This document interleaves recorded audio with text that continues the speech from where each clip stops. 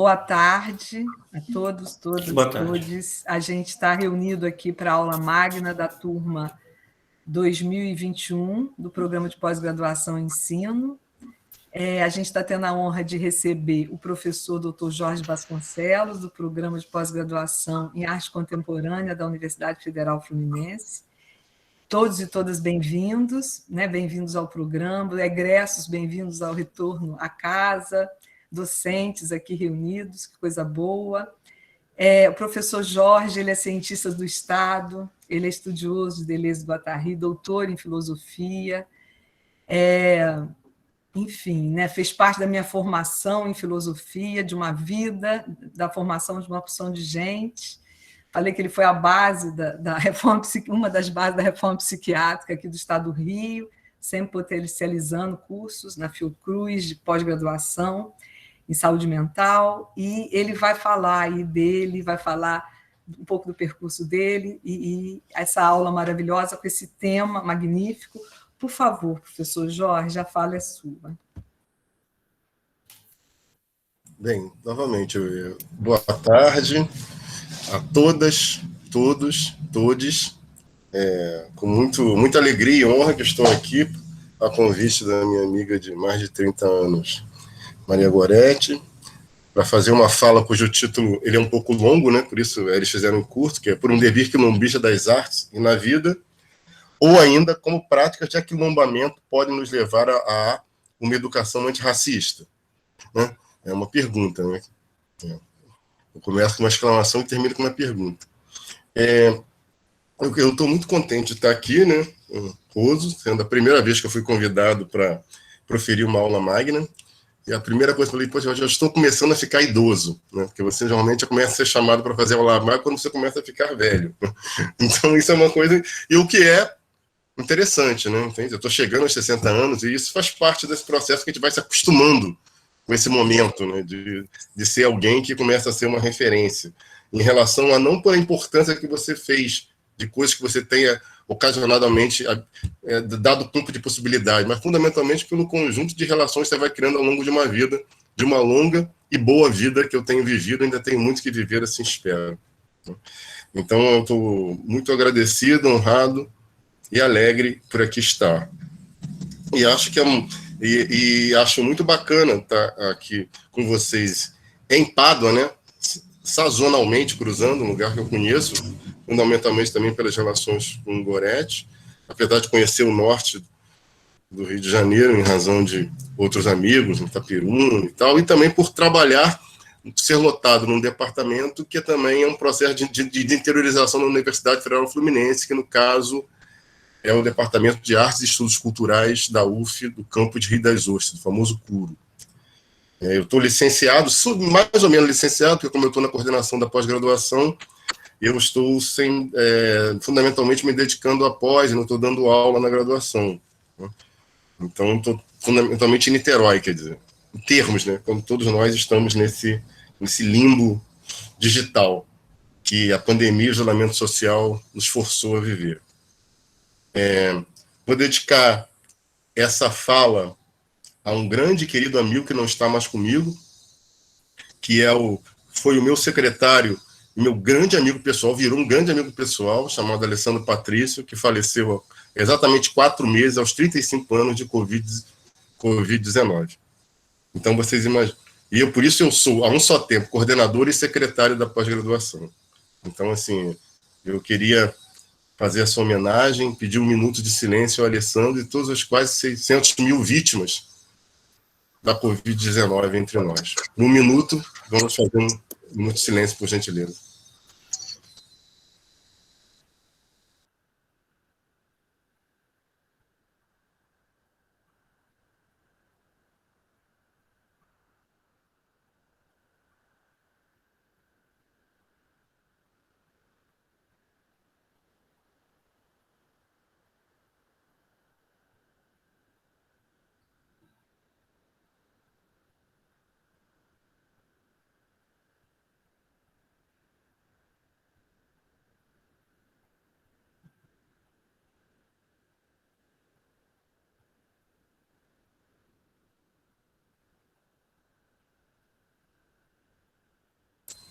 Bem, vamos seguir em frente, né?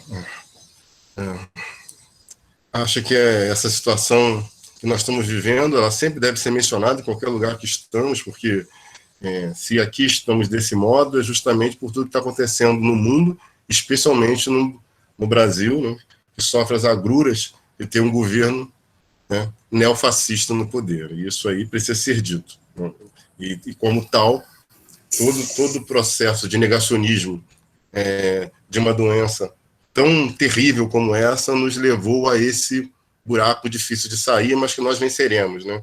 Porque sempre venceremos as dificuldades e adversidades. Então, um viva a vida. E como tal, falar de vida também é falar um pouco de educação. Também é muito bacana estar numa pós-graduação ligada a ensino e educação, né? E uma educação, um ensino que é muito mais do que um processo formativo e muito menos um processo formativo e muito mais um processo transformativo, porque é uma das questões que sempre me atravessaram. Eu me tornei um intelectual porque eu era, antes de tudo, um professor. Eu sou uma pessoa que vem das classes populares, bem populares, né? Sou órfão, morava numa comunidade em São Gonçalo e só trabalhando como marceneiro e estufador em dois horários, com 14 para 15 anos, quando, por uma iniciativa da Associação de Moradores do lugar onde eu morava, em São Gonçalo, começou a haver um projeto de educação de adultos, né, de alfabetização, utilizando o método Paulo Freire, e eu, àquele tempo, me adentrei usando meu domingo para participar e educar aquelas pessoas mais velhas. Porque eu fui criado por uma senhora que me pegou para adotar, que eu chamo de vó, e que foi analfabeta até a morte. Então, assim, a questão estar aqui fazendo uma aula magna, uma aula inaugural, né, num programa de pós-graduação em educação e ensino, muito me felicita e faz fazer uma ponte em cima dessa biografia, que é apenas uma vida, não mais que uma vida. Então, em homenagem a essa senhora que me pegou para criar e que foi muito importante na minha vida me tornar o que eu sou. E esse processo de educar sempre esteve comigo, porque desde então eu nunca parei de ensinar. Porque assim que eu entrei para a universidade, em 1983, no primeiro período da filosofia, imediatamente eu comecei a lecionar como professor, que na época chamava-se lecionar a título precário, quando você dava aula a noturno, né, e eu dava aula que tornou-se depois EJA. O nome não era esse, né? Tenho quase certeza que não era, eu não me lembro, mas o nome não era esse, não era Educação de Jovens e Adultos, mas eu era mais jovem que todos os meus alunos, num bairro chamado Laranjal, em São Gonçalo, isso em 1983. Então, e desde então, né, eu nunca parei de dar aula. Eu posso dizer que em nenhum momento dos meus 15 anos, meus 57, durante nenhum período eu parei de lecionar. Pelo menos na graduação, na pós, pré-vestibular, nunca parei de lecionar. Eu fiz o doutorado inteiro dando aula, fiz o mestrado inteiro dando aula, ou seja, eu nunca parei de lecionar. Então, ser professor é aquilo que me constitui. Então, eu quero muito agradecer a todos vocês que trabalham com educação, psicologia e pedagogia, porque, de fato, né, é o que importa. Então, isso aqui muito me envaidece. E eu vou evocar aqui a importância disso, que é falar, que é a ideia de oralidade. Porque eu venho da filosofia, eu tenho uma formação de 3 graduações, eu fiz filosofia no IFIX, depois fiz ciências sociais na UF, mas antes de completar, eu passei para cinema, e me graduei em cinema, e fiz todas as pós-graduações em filosofia, né, até de mestrado, depois que eu fiz um pós-doutorado em artes, né, mas aí já há pouquíssimo tempo atrás. Então, e a filosofia, nela, há uma grande valorização do texto, da escritura, do texto escrito. Também essa filosofia que nós chamamos de filosofia ocidental, dessa tradição, né, greco-romana, que vai dos gregos aos alemães, né, passando pelos franceses e ingleses, né, a chamada filosofia ocidental, né, porque existem outras filosofias e outra maneira de filosofia que não essa. A gente não vai entrar nesse caso, né, mas eu quero evocar aqui a oralidade. Por isso, assim, é praxe, nesse tipo de encontro, o professor convidado ou professora trazer um texto em que ele prepare, esmiuça, né, com muito carinho, cuidado, rigor e precisão, em que ele vai ler um uma teoria, uma apresentação, vai esboçar um conceito, mas eu quis trabalhar, apesar de ter um texto pronto sobre esse ponto, eu não queria utilizar desse expediente. Eu queria usar e, novamente, valorizar a oralidade, que é a forma pelo qual nós, professores, utilizamos para nos comunicar. Quer dizer, a palavra viva, o verbo sim, mas o verbo na oralidade. Então, para mim, isso era muito importante. Entrando propriamente na questão matemática, quer dizer, o que essa temática surge e aparece, Quer dizer, é um nome por um dever quilombista das artes e na vida, entre parênteses, uma exclamação, ou ainda um subtítulo, ou um título, na verdade, que tensiona por um dever quilombista, como práticas de aquilombamento, a palavra quilombista parece de novo, podem nos levar a uma educação antirracista? É uma pergunta que eu faço, já que é uma pergunta que eu persigo. De tudo, o Goretti falou gentilmente aqui de minha trajetória de professor intelectual e até especialista em certas correntes de pensamento franceses que são apelidadas pelos maus leitores de pós-estruturalismo. Maus leitores porque é um saco de gatos que diz absolutamente nada. Dessa corrente de pensadores são fundamentalmente franceses, pós-1945, Jacques Derrida, Michel Foucault, Gilles Deleuze, Félix Guattari, Jean-François Lyotard e alguns outros, menos célebres, mas alguns tão importantes quanto. Talvez o último seja o Jacques Rancière, que vem dessa linhagem. Quer dizer, durante um tempo, eu posso dizer até que fui um especialista nesses autores, aos quais eu me dediquei, escrevi livros, publiquei, digamos, 4 livros sobre esses autores.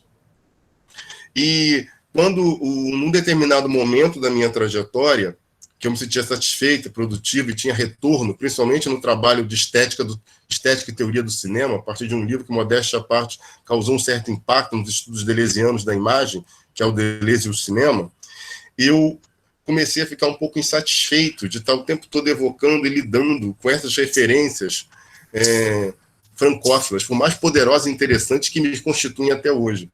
E houve um chamado muito grande para alguma coisa que eu já fazia há muito tempo, que continuava fazendo, e era, de alguma forma, correr em paralelo a essas minhas práticas de pensamento, que é o meu ativismo. Então, assim, ficava assim, o professor que falava de Deleuze, Guattari, e Foucault, fundamentalmente, também, às vezes, um pouco de Bergson, que foi da onde eu parto a minha interpretação deleuziana, das fontes deleuzianas, a minha privilegiada é a fonte bergsoniana, e, ao mesmo tempo, tentar fazer luta, implementar lutas antirracistas, trabalhar nos ativismos minoritários, Eu já vou falar sobre isso, que é ativismo minoritário. Eu vi que isso tinha uma certa dissintonia. Tanto que, quando em 2010, eu presto concurso para 2 lugares, um para a Universidade Federal do Juiz de Fora, para filosofia, e outro para a UF, para um departamento de artes e produção cultural, para no curso de produção cultural, que era um departamento interdisciplinar à época. E eu passo nos 2, assim, e eu não vou para filosofia, onde eu trabalharia filosofia contemporânea, Seria uma chegada interessante. Eu prefiro ir para um campus menor, um lugar para poder trabalhar com arte, que eu vi que havia um chamado, e o que eu queria fazer academicamente. E, a um só tempo, começou a haver uma radicalização dos processos ativistas na cidade do Rio de Janeiro. E isso eu estou falando isso para 2009 para 2010. Em 2011, 12, 13, houve a radicalização até a Jornada de Junho. E eu falo aqui porque é um momento fundamental, porque vai reorientar toda a minha forma de pensar e agir no mundo. Eu já estava completamente ligado a certas lutas minoritárias. Eu faço um encontro às minhas origens. Eu paro de me apresentar como um homem negro e passo a me apresentar como negro indígena, porque eu sou neto direto de um indígena chavante, que era também uma forma de negar o meu pai. Aí Freud explica, essas negações todas com o meu pai, porque meu pai não me criou, então a minha diferença com ele era muito grande, E eu negava, e como eu tenho, fenotipicamente, sou um homem negro, mas assim, eu sou atravessado por um dever indígena muito forte, ligado ao meu fato do meu avô ter sido um aldeado, e ter vindo com o meu bisavô para a cidade de Mato Grosso. Então, quem conhece os meus filhos aí vê que aquele gene indígena é muito forte, né? E é muito curioso, né? Que eu comecei a apresentar como negro indígena e comecei a trabalhar nesse plano teórico. Eu comecei a pensar o que eu podia fazer sem deixar de ser deleuziano, porque eu nunca vou deixar de gostar desse pensamento que eu acho poderosíssimo. Eu gosto muito, acho que são os pensadores mais progressistas da segunda metade do século XX, que é Deleuze e Guattari Foucault. Acho que eles têm mais a dizer no sentido de modificar e transformar a nossa vida, mas ainda assim eles são europeus, eles são brancos, eles lidam com questões muito diferentes das nossas. Né? Eles seguem uma corrente, um modo de pensar que, por mais que possam incidir sobre a nossa vida, não dizem respeito àquilo que nós temos no nosso dia a dia. Então, eu começo a tentar pensar uma forma de equacionar. O que eu faço? A primeira coisa, se eu estou falando minoritário, em vez de falar do minoritário, eu vou fazer o minoritário. E não existe ativismo ao qual você não faça a partir de você mesmo. Porque todo ativismo é coletivo, não existe ativismo individual. Não é ativismo. Você está falando por si mesmo. Né? Eu sou ativista do quê? Eu sou do ativismo do jorgismo. Eu, Jorge, luto por mim mesmo. Desculpe, né? Isso não existe. Você luta por alguma categoria. Pelas mulheres, as bichas, as sapas, as travestis, os gordos, as gordas, ou seja, mulheres, ou seja, toda essa emergência dos anos 2010 surge, e eu vejo como não há como tornar discernir a prática de pensamento e a prática política. Então eu deixo de me chamar de filósofo e passo a me autodenominar teórico ativista, ou seja, alguém que a um só tempo pratica a teoria e ativa essa teoria num campo de forças político, a partir das suas referências minoritárias. E o meu casamento com a professora Mariana Pimentel radicaliza a ponto da gente criar um coletivo, que é um coletivo familiar, somos eu e ela é professora de arte, Instituto de Arte, mas trabalha comigo na pós-graduação, onde a gente tem um coletivo 28 de maio, que é um assunto mais longo, né? Por que o 28 de maio, né? Então, esse coletivo, ele é um só tempo um coletivo de ação política, que faz instalações, práticas de arte de rua, mas também um grupo de pesquisa, que é o Práticas Estético-Políticas na Arte Contemporânea. Então, as coisas tentam se articular, onde nós vivemos, inclusive, sempre com os nossos filhos nesse processo, tentando criar aquilo que é fundamental, uma vida que seja um só tempo, coletivo, comunitária e colaborativa. E como nós enxergamos as práticas de pensamento e as práticas pedagógicas. Então, essa passagem é muito importante vocês entenderem de onde eu chego com esse devir quilombista. Por quê? Eu começo a pensar que talvez tenhamos que repensar essas referências para pensar isso aqui que é o país chamado Brasil, né? Porque a nossa singularidade é exorbitante, ela é enorme. Né? E os debates étnico-raciais tornam-se cada vez mais radicalizados. Porque, sem querer adotar a ideia de mestiço, que não é uma boa ideia, né? Mas de alguma forma que nos atravessa, está para além de qualquer processo identitário. Como pensar os ativismos, ou seja, o que é ser uma mulher negra, o que é ser um homem negro indígena, o que é ser uma pessoa trans, sem cair no identitarismo essencialista. Essa, para mim, foi uma questão que é uma questão de cunho filosófico, mas é, ao mesmo tempo, uma questão de cunho prático. Lógico, porque se eu estou falando sobre isso, eu estou falando também da maneira como nós nos organizamos politicamente. E aí eu estou falando de micropolítica. Eu não estou falando de grande política. Eu não estou falando em criar um sindicato ou fundar um partido. Eu estou falando muito mais em organizar um bando. Né? E muito menos por movimentos reivindicatórios ou compensatórios, a despeito dos movimentos reivindicatórios e compensatórios serem fundamentais para, no mínimo, corrigir, na pior das hipóteses, as injustiças do tráfico atlântico, por exemplo, e do extermínio dos povos indígenas, para falar justamente do lugar que aqui estou como negro indígena. Então, assim, essa, para mim, é o grande desafio de pensamento. Daí, assim, se eu sou um cara que eu gosto muito do Deleuze, né? Sei que o Deleuze produziu uma ideia muito interessante sobre a ideia de devir, fazendo um desvio nas formas pelas quais o hegelianismo implementou o devir, né? No sentido que o devir é uma palavra que vem na filosofia, existe desde sempre, né? Que a filosofia sempre foi pensar o ser e o devir, né? O que há, o que movimenta, o que fica e o que se transforma, né? O que é e o que está sendo. Então, Heráclito e Parmênides estão sempre na atenção dessa filosofia. A despeito disso, a filosofia contemporânea, né, principalmente a partir de Nietzsche, vai colocar em questão esse hegelianismo que foi muito vitorioso na história do pensamento. A despeito da apropriação poderosa, magnífica e progressista e fundamental que Karl Marx tenha feito com Hegel, procurando trazer um campo de imanência de luta política, produzindo devir no campo das relações sociais. Ainda assim, seria interessante pensar nos campos das relações sociais, mas também pensar em termos, né, do meio ambiente e da subjetividade.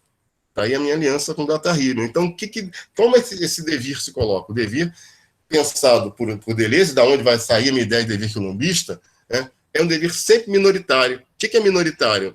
Acho que, sem querer ser excessivamente didático, o minoritário aí não é o que tem menos, trata-se do menor, mas não o menor em quantidade, mas em qualidade, ou seja, aquilo que nos articula, ser negro, ser índio. Então, por exemplo, um homem branco, hétero cisnormativo, que é hétero e tal, aí vem um monte de nomes aqui que eu ficaria falando 20 palavras, 20 adjetivos, né? Nunca pode ser minoritário, porque numa situação de tensão numa cidade como a nossa, essa pessoa é maioria, mas a maioria não é a maioria quantitativa, é a maioria das formas de organização do poder e dos processos de privilégio, né, que esses elementos possuem numa sociedade estruturada assim, a partir do patriarcado, a partir do racismo sistêmico. Uma pequena parte, eu não uso o termo racismo estrutural, eu procuro trabalhar com racismo sistêmico, porque o racismo não é uma estrutura. Eu gosto muito do livro do professor Silvio Almeida, mas eu discordo dele no sentido de que, se a gente quem leu Deleuze, Foucault, sabe que a ideia de estrutura é uma ideia que engessa, porque é como se fosse uma estrutura ao qual você não consegue sair dela, que ela está dada como uma espécie de construto de pensamento. O sistema, ele é mais terrível, porque ele escorre pelas formas, a partir das quais muitas vezes nós temos dificuldade em lutar estruturalmente contra ele. Então, a ideia, por isso que a gente utiliza a palavra de racismo sistêmico, eu pessoalmente, né, tenho utilizado não racismo estrutural. Então, quer dizer, como é que a gente vai trabalhar essa ideia de sistema, esse racismo sistemático, por exemplo, que é que eu estou contra os povos indígenas ou contra as populações negras da sociedade, né? Como vamos fazer isso? É preciso criar formas que não seja apenas do processo identitário ou identificador, né, do marcador étnico-racial, que é ser negro, ser indígena. É a forma pela qual também nos organizamos, né, vinculados e atravessados por esses marcadores étnico-raciais. E qual a forma historicamente mais bem construída e poderosa que a sociedade brasileira nos apresentou como contrapoder às formas de poder de opressão ao tráfico atlântico? A ideia de quilombo. Uma grande historiadora, uma das maiores historiadoras desse país, que foi vítima do feminicídio nos anos 70, ao proteger uma amiga sua, levou 5 tiros pelas costas, chamada Maria Beatriz Nascimento, essa pessoa aqui, né, escreve os textos talvez mais emblemáticos sobre a concepção de quilombo que nós possamos aqui acalentar como uma forma de ponto de partida para articular a ideia de devir com a ideia de quilombo, para pensar um devir quilombista. Ela vai dizer várias coisas. Primeiro, né, a ideia de quilombo ela surge em Angola, em Bengala, né, num texto dela que, se alguém quiser ler, eu posso passar, que chama-se O Conceito de Quilombo e a Resistência Cultural Negra. O Conceito de Quilombo e a Resistência Cultural Negra, no qual ela elenca a ideia de quilombo, como ela surge em África a partir dos Bengala, né, que vai dar origem até um país chamado Angola, da onde vem grande parte dos negros sequestrados do tráfico atlântico para cá, vem de Angola, no sul de Angola, grande parte, os gibantes, e que lá falava-se de o que era esse quilombo. Quilombo era uma forma de organização social que já existia, mas quilombo com K. As pesquisas levam ele, né? E só que o quilombo atravessava transversalmente as estruturas da própria cidade, porque ser quilombo é incorporar a magnitude, aquilo de mais honradez da própria sociedade em Bengala. Então, você, ao mesmo tempo que vivia em um quilombo, né, Você era um quilombo. Essa ideia é uma ideia muito importante, porque quilombo não é apenas, apesar de poderosamente ser isso, né, uma associação de autocuidado, cuidado coletivo, vida comunitária, que escapa, cria linha de fungas à sociedade escravocrata, né, acolhendo negros e não negros, porque existiam muitos negros, indígenas, inclusive não negros nem indígenas, alguns brancos nesses quilombos, né? Era realmente uma frente calcada como uma espécie de reino, do qual Palmares é o mais importante conhecido de tudo, Angola Janga, como ele se chamava, Angola Janga. O quilombo também pode ser pensado, a partir desse conceito de quilombo com K, como alguma coisa que se cria em si mesmo. Você é um quilombo.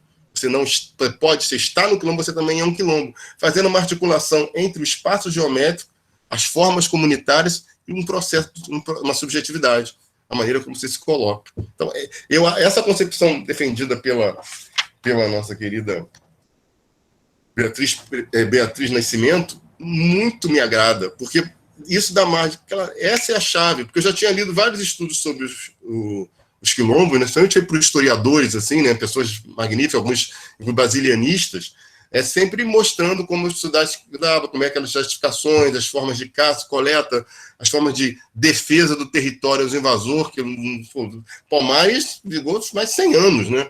Palmares sobreviveu muito tempo, né?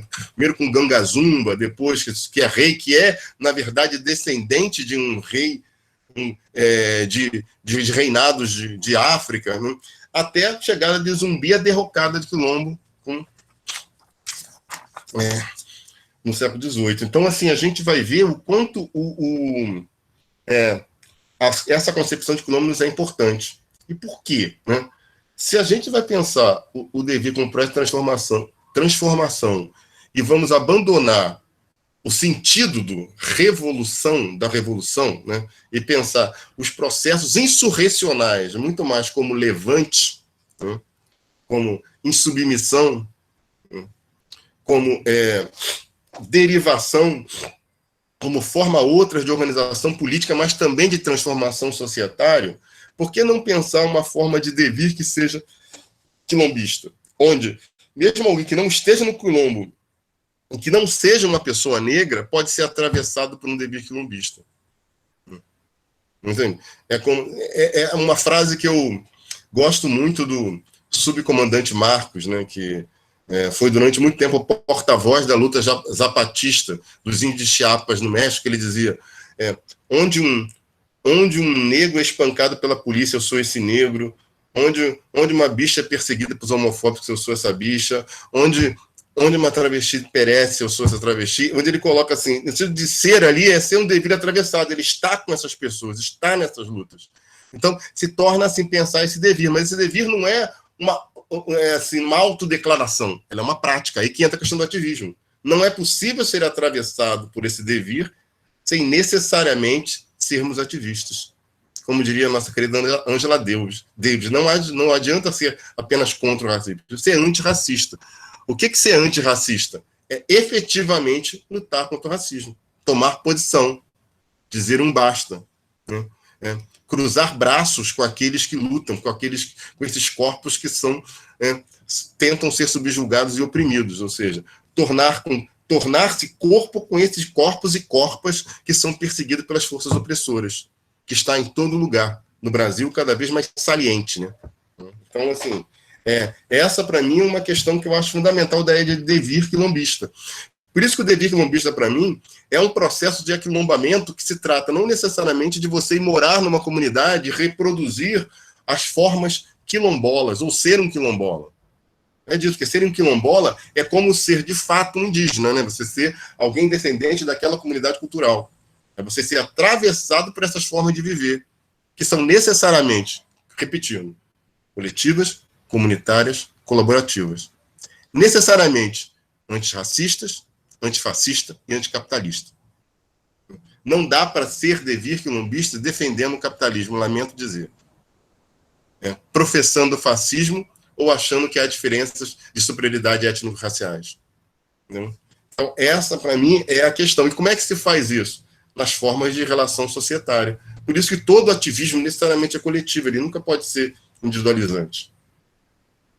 Então, a minha pesquisa como professor hoje é fazer um processo, né, uma pesquisa que agora perguntou, que eu estranhei bastante ter sido contemplado por esse edital, né, assim, né, eu coloquei o edital, faltavam menos de 2 dias, escrevi lá as coisas que eu já tinha, né, e me chamou a atenção, né, porque, na verdade, o que eu estava propondo é uma espécie de cartografia, mapeamento de artistas, principalmente esses negros e negras, que são atravessados por questões étnico-raciais, indígenas também, trans, e que trabalham nesse arco, indo de encontro ao sistema de arte dominante, que estão produzindo uma arte desviante a partir do desvio que são seus próprios corpos e corpas. Então, assim, especialmente na cidade do Rio de Janeiro, mas ramificado por outras cidades. Então, é uma espécie de conversação com essas artistas jovens que me interessa orientar e com os quais eu estou sempre ao lado. Então, assim, por isso procurando esse devir quilombista no campo das artes, né? E as formas de luta. Então, assim, tem uma coisa até inicialmente um pouco esquemática, mas que está relacionada a esse processo. Porque, como eu disse, não basta produzir uma arte que seja coletiva, comunitária e colaborativa, porque os coletivos de arte fazem isso, né? Mas principalmente também que seja antirracista, antifascista e anticapitalista. E depois de jogadores de futebol, uma lavagem de dinheiro no mundo é arte contemporânea. Então, assim, né, a gente sabe que arte contemporânea, todos os grandes milionários, mega milionários, hoje cada um está comprando um clube de futebol para fazer, não imagino, né? Então, os maiores clubes do planeta hoje são de certas corporações internacionais. E se trata, né, de processos que provavelmente estão ligados à inflexão de dinheiro que corre o mundo. O campo da arte isso também, né? Então você pode comprar vendendo 500 milhões de dólares em um quadro de Van Gogh. É um negócio completamente absurdo, né? Um quadro... mas vale por quê? Porque é um valor simbólico. Então, como lidar para falar com esses jovens artistas que estão sofrendo as agruras do sistema, criar uma relação que ele seja de fato anticapitalista para estar fazendo uma arte que vale a pena desse nome, vale a pena ter esse nome. Essa é uma questão. Não é simplesmente negar o mercado de arte, porque o sistema de arte é o maior, o mercado de arte é esse processo de negociação para e passo entre as suas práticas e o seu valor trabalho, porque o artista é um trabalhador como outro qualquer, né? Como fazer essa mediação, né? Valor de uso e valor de troca. Então, essas são minhas questões ligadas a esses jovens que eu tento acolher. Só que o que, para mim, é grande questão, quando a gente conversa sobre isso, trata-se também de pensar esse devir quilombista nas artes, esses processos aos quais eu aqui citei, mas também eles estão incidindo sobre a sua vida, a sua maneira de viver. Daí veria a segunda parte da minha fala, que é como essas práticas de aquilombamento podem levar a uma educação antirracista. O termo, primeira coisa, né? Quer dizer, em todo momento eu estou dizendo, não se trata de posição individual, é sempre coletiva. Entendo. Não há todo processo de contato com o outro é um processo, de alguma maneira, pedagógico, porque se trata por encontro de corpos e tensão entre os encontros. Nós sempre estamos nos educando, nos transformando, porque educação, para mim, como eu disse, não é formação. Apesar da formação ser muito importante, é muito importante aprender Dostoiévski, Shakespeare, Paulinho da Viola, física nuclear, sabe? Tudo é muito importante aprender, saber lidar com aquilo que é considerado importante para qualquer cânone de qualquer área. Mas o que importa é, fundamentalmente, transformar a nós mesmos, né? E transformar a vida para o bem de todos, ou para a maioria das pessoas, né? Então, um rompimento com uma forma de sociedade que é necessariamente vertical e que concentra a riqueza. Então, esse processo de educação aí, necessariamente, também é anticapitalista. Então, como é que isso pode ser feito, né? Que práticas podem ser feitas? A gente tem escrito, eu e a Mariana, né? A gente está publicando um livro no mês que vem, ou talvez mais tardar em outubro, que é o conjunto de artigos que a gente chamou de Coletivo 28 de Maio, Arte e Lutas Minoritárias.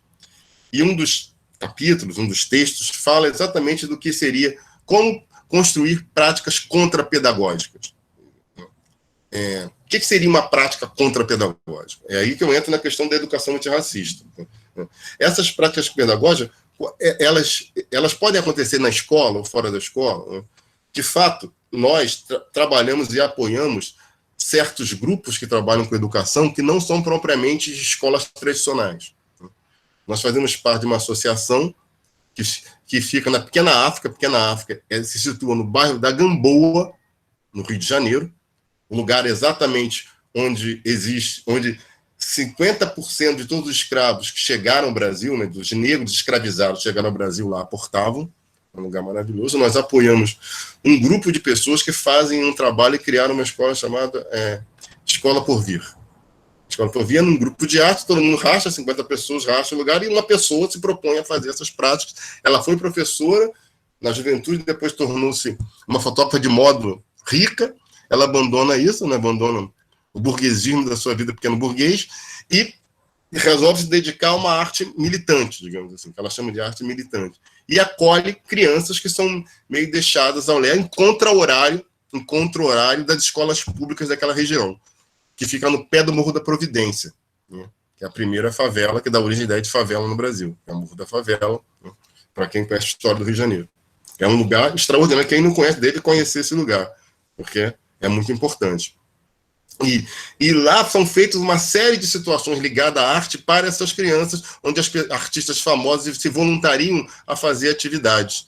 E todas as atividades nas quais quem aprende se transforma são sempre os artistas. É o que eu estava dizendo, participei de uma banca agora, e uma pessoa que fez uma dissertação de mestrado sobre esse trabalho. Essa pessoa chamada Thelma Vilas-Boas, né? Ela é parente de um cara muito importante chamado Cláudio Vilas-Boas, que foi um sertanista importante no Brasil. E assim, na verdade, as pessoas que se transformam são muito menos as crianças, né? Aí conseguimos, ela conseguiu uma série de apoios, então faz atividades para as mães as mães quase sempre são as mães, porque os pais dessas crianças não existem, né? Como bem sabe, nas classes populares os pais somem, né? São pessoas assim que têm 4, 5 filhos, assim, algumas pessoas que têm problemas com drogas pesadas, e essas crianças são acolhidas ali, e elas aprendem uma série de coisas, então, na verdade, elas que nos ensinam uma série de coisas. Quer dizer, o sentido de contra-pedagogia, porque se trata de pedagogizar aquelas crianças, é muito mais essas crianças nos darem a ver, nos dar a aprender o que é viver ali, principalmente para esses artistas ricos, brancos das classes médias altas brasileiras, que dominam o mercado de arte no Brasil. Então, assim, acho que só para dar um exemplo do que seria essa contra-pedagogia, não é assim, primeira coisa, assim, como acabar toda aquela coisa que a gente aprendeu com Paulo Freire, da educação bancária, sim, mas como lidar com isso em situações que não são propriamente do ensino institucionalizado.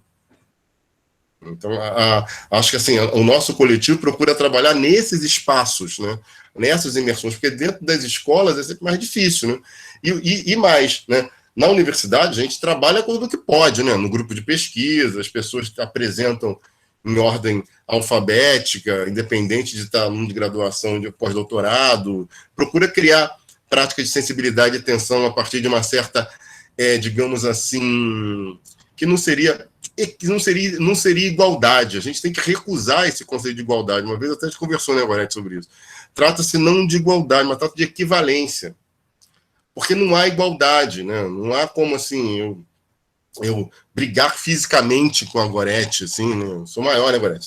Mas tem mais de 100 quilos, né? Não dá, assim, não há igualdade física entre nós dois, né? Mas há total equivalência. Essa ideia é muito importante, que é defendida pelo Jacques Rancière, né? Tanto no Mestre Ignorante, na Partilha do Sensível, que é valorizar a equivalência. Você tem que tornar equivalência e saberes diferentes.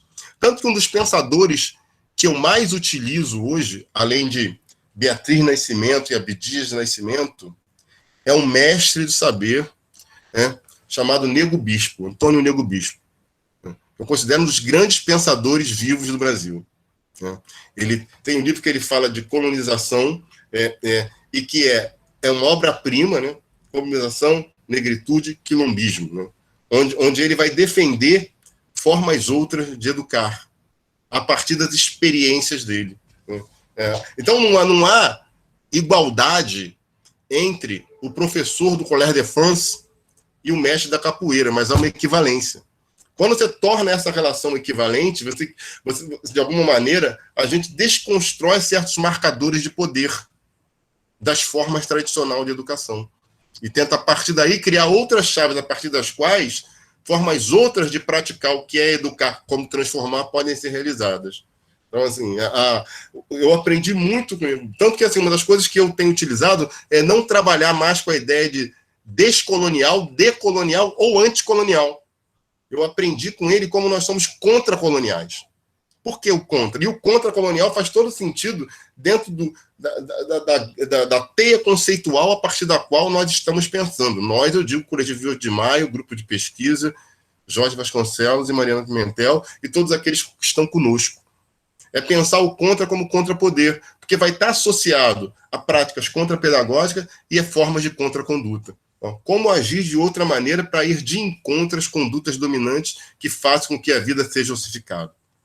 Então, assim, vocês vão reparar que hoje, como se discute muito a ideia de decolonial e descolonial, né? Tem gente que diz, não pode falar decolonial no português, decolonial só no espanhol, não, eu sou anticolonial, então eu sou contra a colonização. Acho que ninguém aqui é a favor da colonização, porque nós somos os colonizados, ninguém pode ser a favor de levar porrada, né? Então, assim, não é disso que se trata. Mas quais as formas de lutas vamos construir para fazer esse processo de enfrentamento aos processos de colonização ainda vigentes? A minha acolhida, retornando àquilo que eu falei anteriormente, né, ao utilizar, na minha bibliografia, eu basicamente só uso autores e autoras negros e indígenas. Né?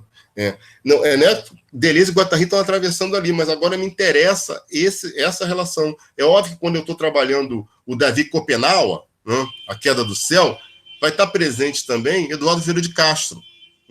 Claro que está, mas ele vai estar como intercessor. Mas o texto que interessa falar é o Davi Copenaua ou Ailton Krenak.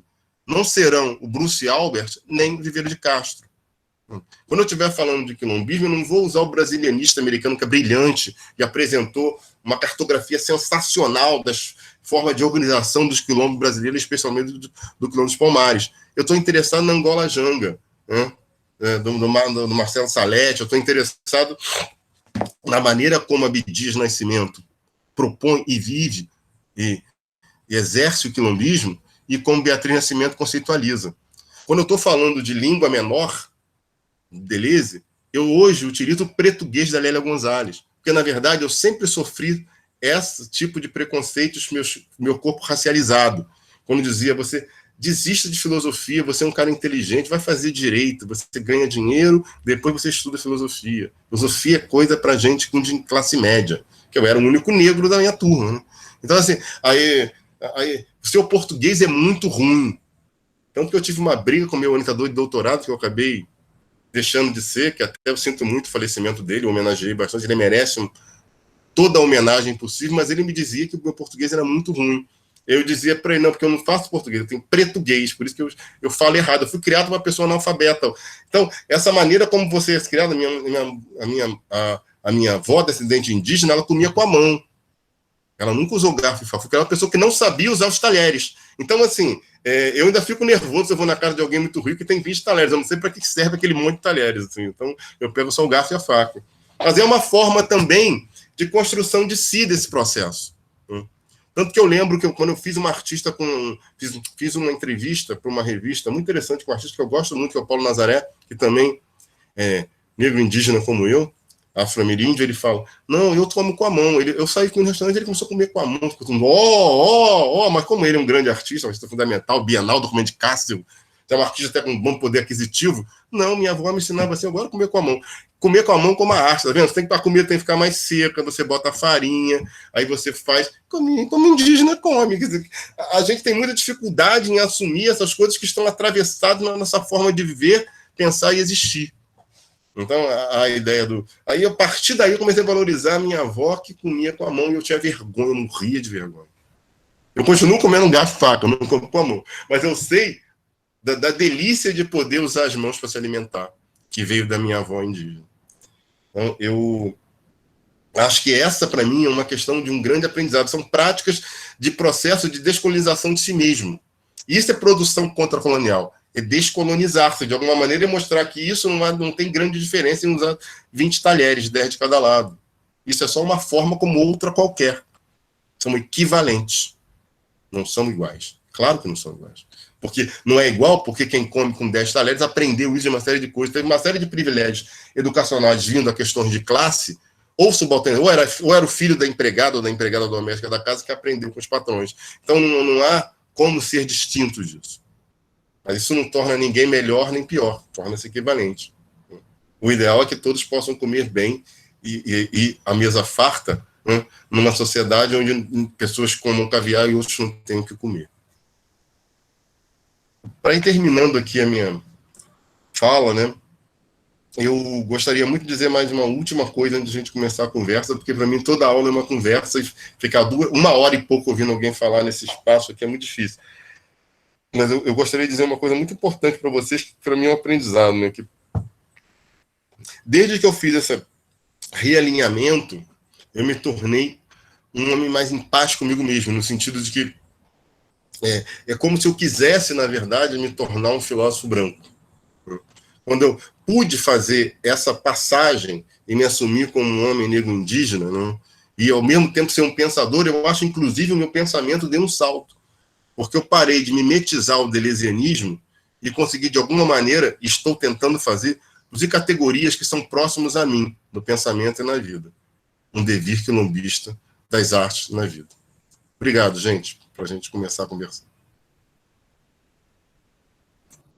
Nossa, emocionada aqui, né? Muitas palmas, gratidão, mais do que um movimento formativo, um movimento transformativo para a gente também, né? A gente queria compartilhar com você que Pádua é muito agregador. A gente trabalha e temos como grande amigo o Vitor Nascimento, que é sobrinho da Maria Beatriz Nascimento. Ele é nosso geólogo, nosso geógrafo, nosso colega de trabalho. Você sabia, o Vitor? Ele é professor da UF, uma figura maravilhosa, que muito nos agrega aqui. Bom, gente, eu vou abrir, mas antes eu preciso falar desse devir quilombista e de como que, além do afeto, né, para com o Jorge, anima muito iniciar uma aula magna no programa de pós-graduação de ensino e falar que é cientista da FAPERJ, né? Falar que a gente, dentro desse movimento de ciência, de outras epistemologias que o nosso programa de pós-graduação tanto valoriza, né? O Jorge é um exemplo que muito me alegra a FAPERJ, né, ter desconstruído essa ideia desse cientista europeu, né? E tudo que você trouxe aqui para a gente, todo esse atravessamento das formas de viver, enfim, tornar coletivas questões individuais, né, para essa nova forma de relação societária. Uma agregação. Eu vou abrir aqui, por favor, gente, vou abrir aqui para as falas. Tá? Essas práticas contrapedagógicas, como que isso nos inspira, né? Como que essas crianças que nos dão a ver como é o viver, né? Esse movimento outro nessa prática contrapedagógica. Por favor, gente, eu queria abrir aqui para vocês podem se manifestar. Por favor, Yuri. Oi, Jorge. Queria agradecer suas falas, inspirador, né? Ouvir, enfim, um pouquinho da sua trajetória, mais do que qualquer pergunta mesmo, eu queria mesmo agradecer, né? Ter referências assim potentes, fortes, aqui na UF, em Pádua. Agora, a gente está começando um movimento para tentar expandir esse espaço acadêmico, né? Para que a gente tenha... Estou no programa do mestrado, estou finalizando agora no final do ano, mas quero compartilhar com você, com todo mundo aqui da conferência que a gente conseguiu aprovar no último colegiado, que nos próximos editais a gente vai ter o edital para cotas, para a gente conseguir atingir em algum nível essa equivalência que você falou, né, trouxe na sua fala, e... é inspirador ouvir essa trajetória, né? E tem quem se espelhar. Queria agradecer mesmo sua fala e convidar para, quando isso acabar, você vir aqui presencialmente, prestigiar a gente também no nosso espaço. E muito grato. Yuri, muito obrigado, assim, e é bom você ter tocado nesse assunto que eu deixei um pouco de lado, mas eu sabia que voltaria, que é a ideia de ações afirmativas, as quais eu tenho empenhado muito. eu, de fato, só entrei para ser coordenador do programa de pós-graduação em Estudos Contemporâneos das Artes, do IARCS, do qual já era professor desde 2010, se nós, de fato, de direito, viabilizássemos política de ação afirmativa. Ou seja, para optantes, pessoas negras, indígenas e trans. Né? E essa é uma vitória, eu luto lá o tempo todo para amplificar esse número de cotas. Não há sociedade, as cotas não são sequer uma questão de justiça, é o mínimo que se faz, é apenas um começo. E nós vemos que se houve um empretecimento da universidade brasileira, isso veio a partir de políticas públicas que foram feitas de apoio às ações afirmativas. Não é à toa que uma das vértices desse desgoverno no poder é querer acabar com as políticas afirmativas que, no ano que vem, vai ser votado, né, fazer 10 anos, né, as cotas, e ela pode acabar. Então, assim, a gente está numa luta, a gente tem que falar em todo e qualquer lugar pró-cotas. Cotas, sim. Ações afirmativas já, contundentes e mais amplas, para grupos maiores. Entendeu? Acho que essa é uma questão hoje que é uma bandeira, porque a gente sabe que a lei vai ser revista no ano que vem. E aqui, só para ampliar um pouco, essas ações afirmativas a gente conseguiu aprovar no colegiado para além dos grupos étnico-raciais. A gente tem ação afirmativa para o público LGBTQIA+, para as mães, para os docentes de colégio público. Então, acho que foi uma vitória muito grande aqui do nosso programa e é muito bom poder estar vivenciando esse momento nesse cenário nefasto que a gente se encontra, né? Saber que ainda existem polos de resistência. Então, enfim, é um prazer estar compartilhando isso com você e com todo mundo, Jorge. E é isso. Eu gostaria de fazer 2 perguntas, Gorete e Jorge. Assim, não quero passar à frente dos alunos novos, não. Por gentileza, quem quiser falar, pode falar de uma vez. Eu estou com elas anotadinhas aqui. Você, como pesquisador, né, da arte, especificamente da arte negra, né, vamos dizer assim, arte preta, né? E eu tenho uma pergunta para te fazer, né? Nós assistimos recentemente na Globo os especiais de falas femininas, falas,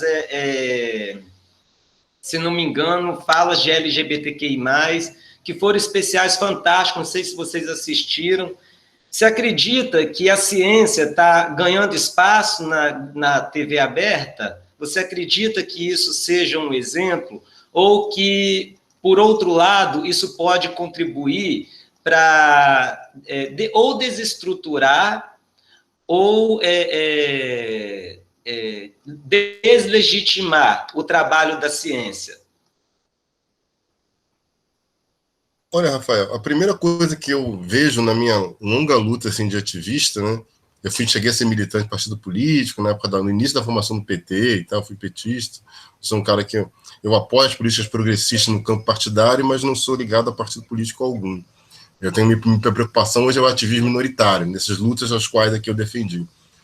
A gente não ganha nada, tudo nós conquistamos. Então, quando eu falo para os jovens, por exemplo, fulano me chamou para ir para a Bienal de São Paulo, olha o que eles estão me dando, não está dando nada, você tem interesse. Os curadores nacionais estão olhando o que a curadoria internacional, até por questões ligadas a certos processos de exotismo, nos olham, né? E a arte brasileira sempre foi muito forte, a arte contemporânea brasileira, aquela ligada, associada ao neoconcretismo, né? Lígia Clark, Lígia Pape, Hélio Sica e todos os processos concretistas nos anos 60, e que migrou. O Hélio ainda fazia ponte entre a Morro de Mangueira e a arte contemporânea com seus parangolés. O que vai acontecer não é mais o Hélio fazendo o parangolé e colocando no Neguinho, é o Neguinho fazendo sua própria arte, né? O Neguinho partista da Mangueira. Ou um deslocamento, né? Então, mas assim, não vejo que seja um ganhar, seja um conseguir, mas não sem ter essa tensão. É óbvio que você ter a Maju apresentando um jornal hoje é legal, mas quem continua sendo o editor é o William Bonner, né?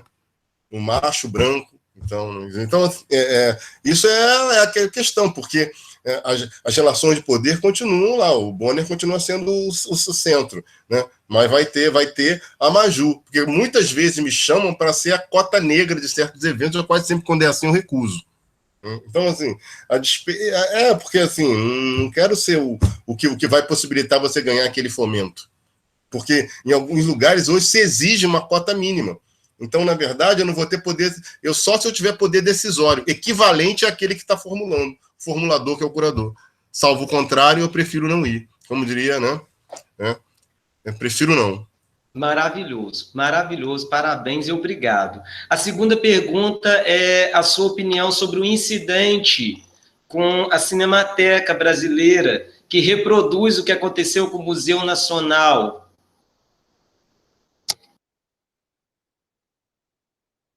Eu quero falar de dois fogos. O fogo na Cinemateca e o fogo na estátua de Borba Gato. Né?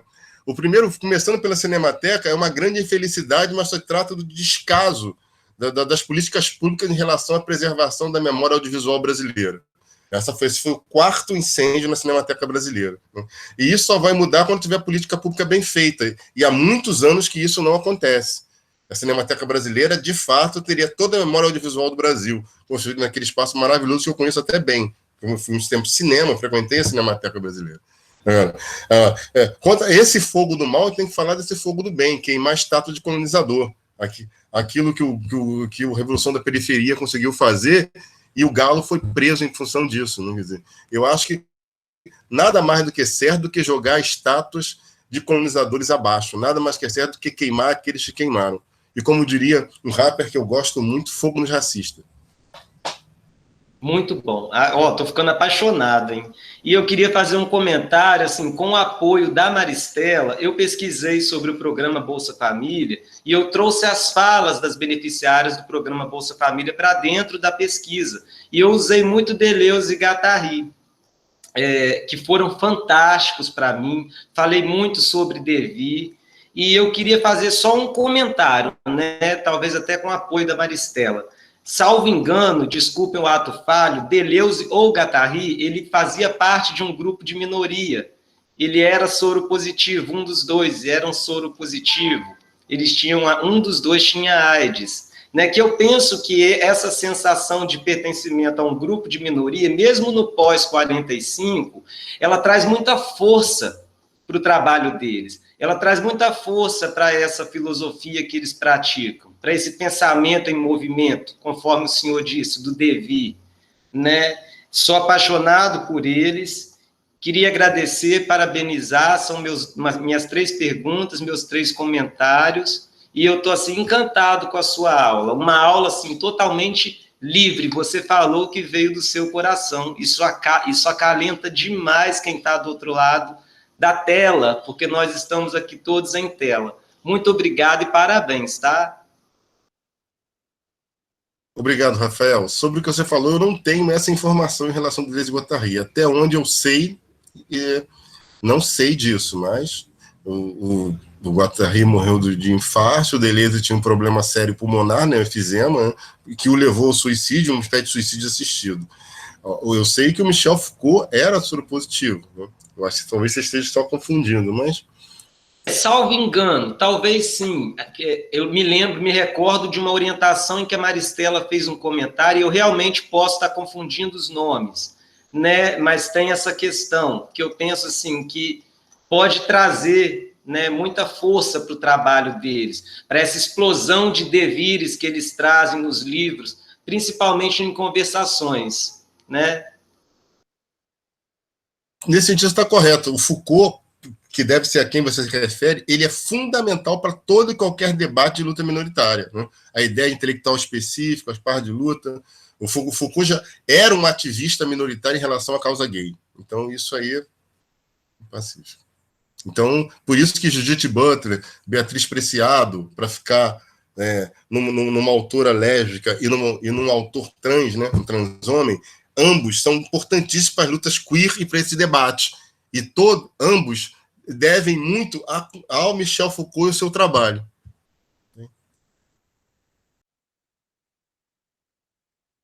Muito obrigado.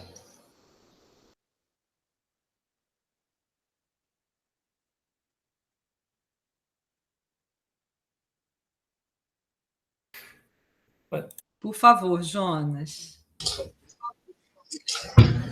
Professor, o meu pré-projeto, né, ele busca outros saberes, né, de outras culturas mundiais, dando uma orientação para o oriental, que é muito mais do que questões japonesas ou chinesas, né? Tudo aquilo que não é uma filosofia eurocêntrica. E você começa o seu discurso falando sobre isso.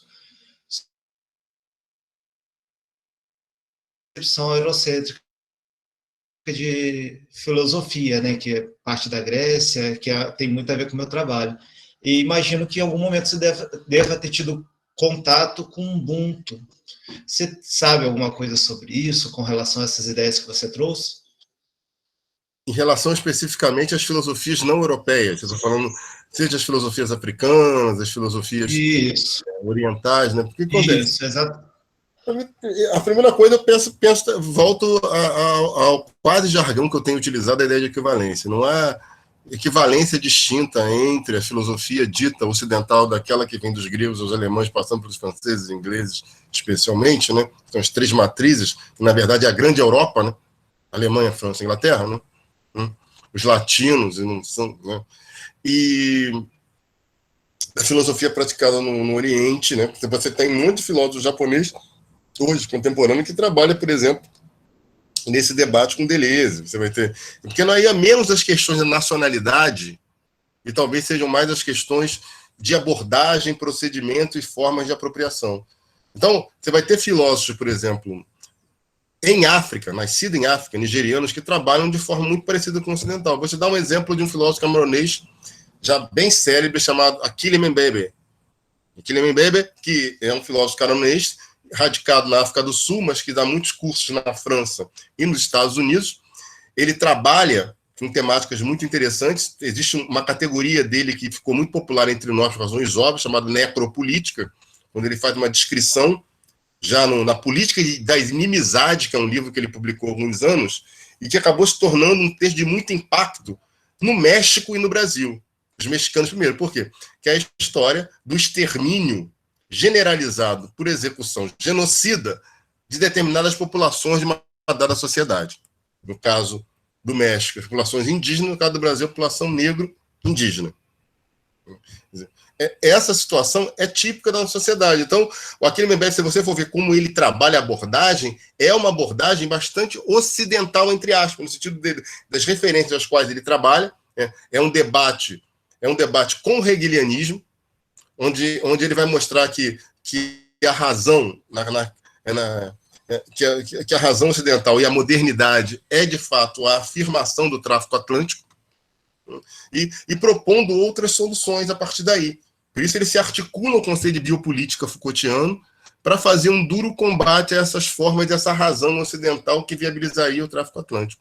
Outros pensadores vão pensar por aí também. E existem outros que vai trabalhar a ideia, por exemplo, um filósofo africano vai trabalhar a ideia de Sankofa, que é pensar o tempo de outra maneira. Então a forma de abordagem já não vai ser mais aparentada e dada com a filosofia ocidental, que é menos as nacionalidades e mais a abordagem, os meios da forma conceitual, a maneira de trabalhar. Se você professa, por exemplo, a ideia de oralidade, você já está fugindo de uma forma ocidental de trabalhar.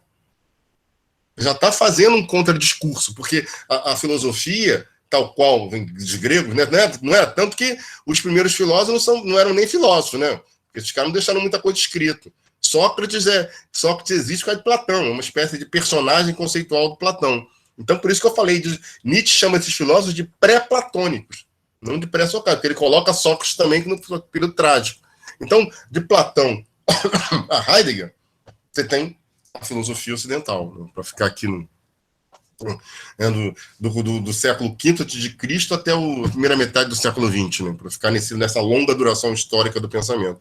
Então, acho que a grande questão é, se você for matizar e tentar trabalhar com rigor e precisão essa relação entre filosofia dita ocidental e outras filosofias, procure escapar da ideia de nacionalidade e pensar mais metodologicamente em termos de abordagem, se é conceito ou não.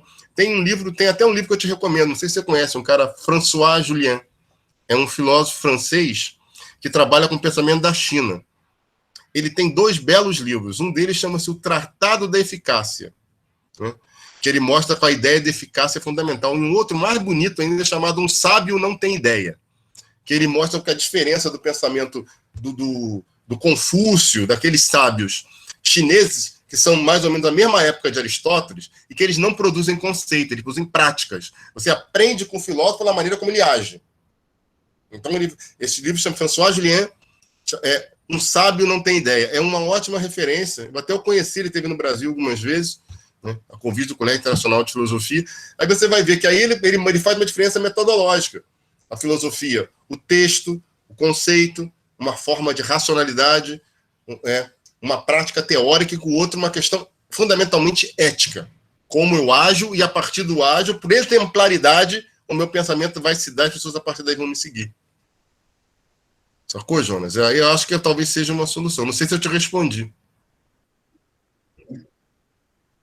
Não, entendi e peguei dicas valiosas aqui. Outra questão, eu não sei se eu vou conseguir botar isso em palavras bem feitas, né? Mas tenta seguir comigo.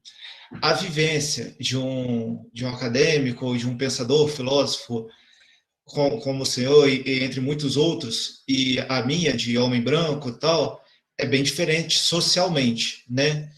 Esse impacto ele deve ser profundo o suficiente para também ser nas formas de pensar, já que toda vivência é diferente. Será que o Brasil, sendo tão miscigenado, tão diverso, ele também não tem um pouco, agora que a gente tem esses estudiosos como o senhor, que trazem outras culturas e se alimentam daquilo que também é aquilo que ele é, para uma outra forma de pensar, já imerso dentro dessa cultura, dessa sociedade? Ficou confuso demais? Eu entendi. Você quer dizer se nós somos atravessados por aquilo que nos constitui. Justamente isso.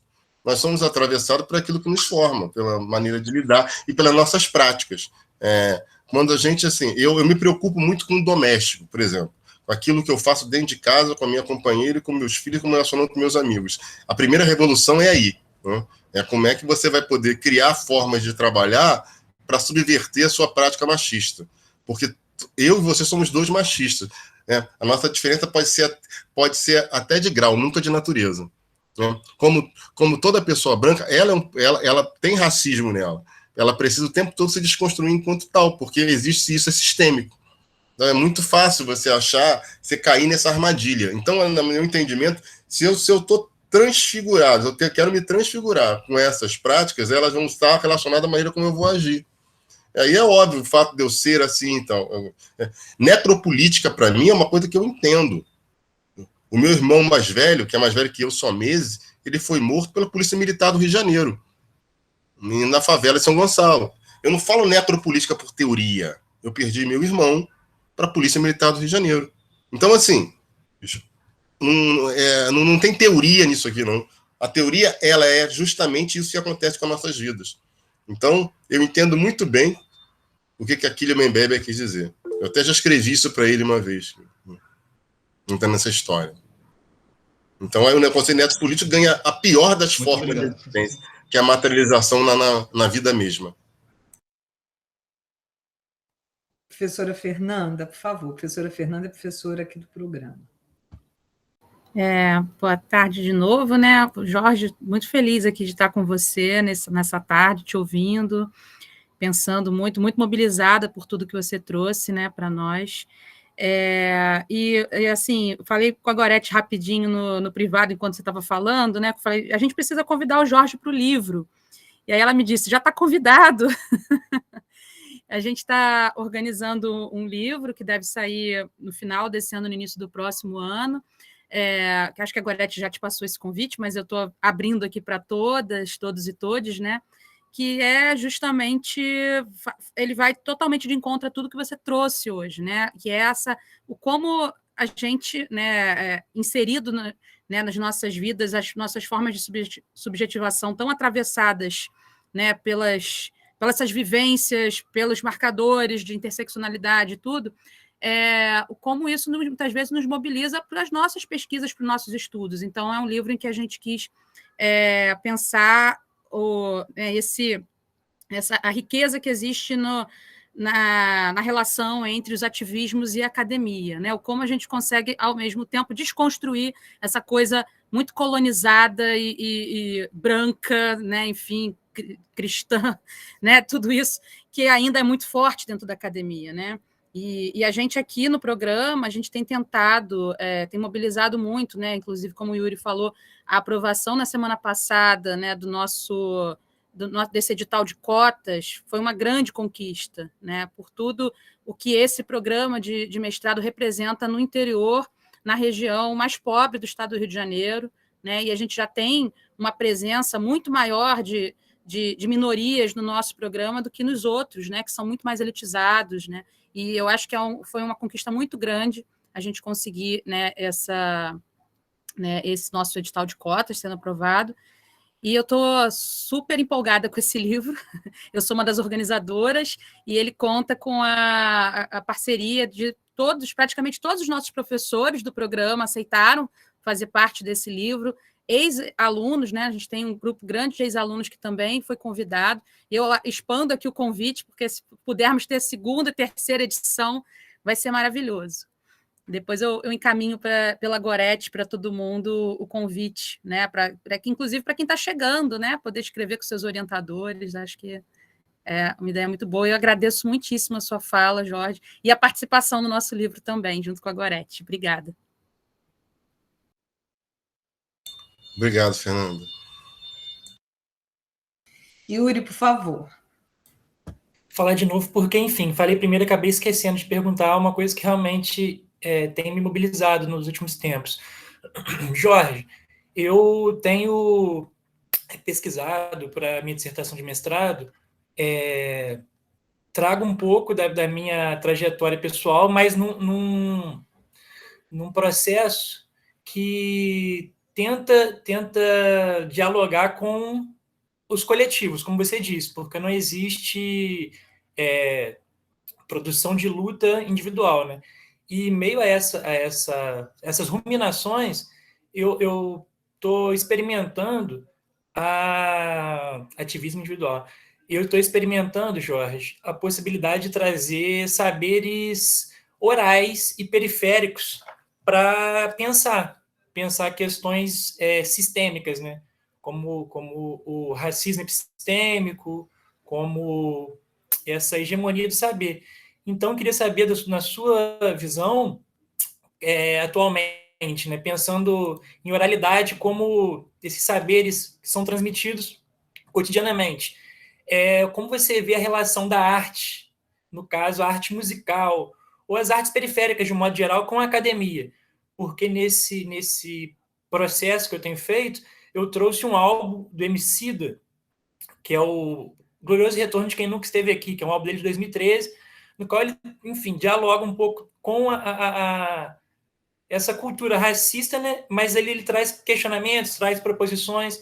Então, eu queria saber, na sua visão, como é que você vê essa construção oral hoje e como ela pode se relacionar com a academia de uma maneira saudável, que não seja também infectada por um academicismo branco, elitista, que eu acho que a linha é muito tênue, né? Então, eu fico com esse receio às vezes.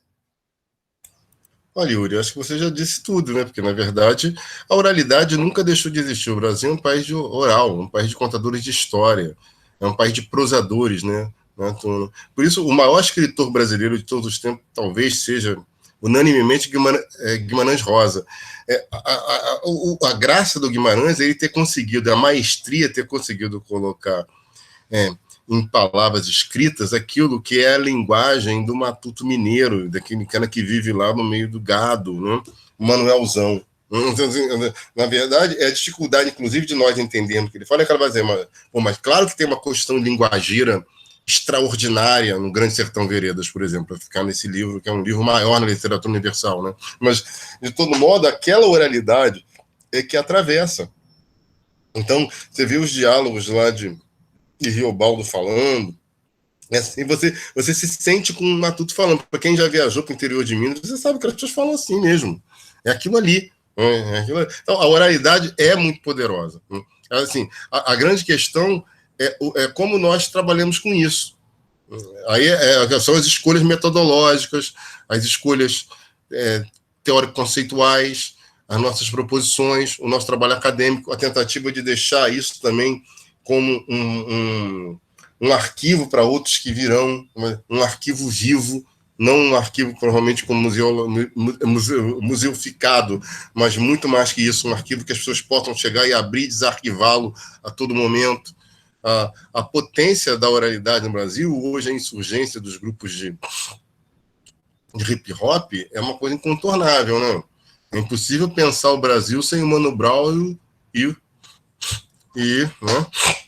Acho que isso faz parte da gente estar utilizando, não vejo problema nenhum. A questão é como é que você vai fazer essa articulação, porque o seu trabalho é um trabalho acadêmico, né? Não é dizer que tudo é a mesma coisa, porque não é igual. Eu volto à ideia de equivalência.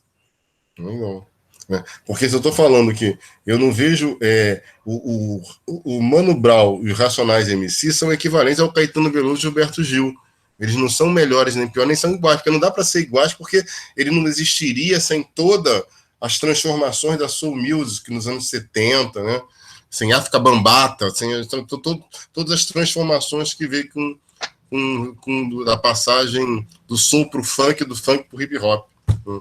E todas as formas de oralidade, né, que vai haver esse movimento, né, do rap, da dança. E você teria alguma indicação de chave de leitura para me aprofundar nessas questões da oralidade brasileira? Enfim, se tiver, pode ser depois também, se lembrar. Então depois a gente pode ir conversando sobre essas coisas, porque eu não sou um especialista nisso, assim, né? Só acho importante você ter isso depurado, porque tem muitas pesquisas. Eu tenho uma amiga que faz uma pesquisa aprofundada, que é inclusive lá no Departamento de Artes dos Culturais, mas que dá aula na outra pós-graduação do IACS, que é lá o Estudo de Arte, que é Cultura e Territorialidade, que ela chama-se Rossi Alves. Ela trabalha muito bem com essas questões. Ela é uma pessoa que tem todo o mapa das disputas de rima do Brasil, do Rio de Janeiro. Ela trabalha com a cultura rap e hip hop. Então ela tem esse mapa. Ela sabe justamente, não só ela vem da literatura, mas faz tanto que ela não está dando aula na letras, porque na letras não cabe muito o trabalho dela. Então, ela foi acolhida pelo Pode repetir o nome, Jorge? Eu acabei perdendo, deu uma falhadinha. Vou escrever para você aqui, ó. Vou escrever Show. Aqui. Show. Isso, escreve aqui do lado.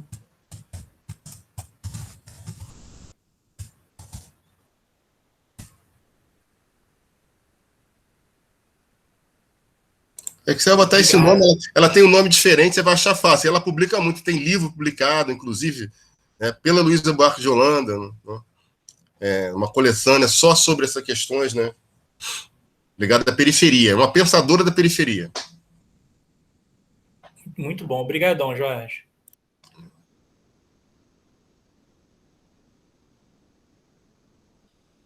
O professor tem que indicar os colegas daqueles que sabem mais daquilo que você está perguntando, porque ninguém pensa sozinho, todo pensar coletivo. Não adianta, tem coisas que não tem como, né? Senão você fica num lugar de uma certa arrogância narcísica que leva a lugar algum. Fantástico.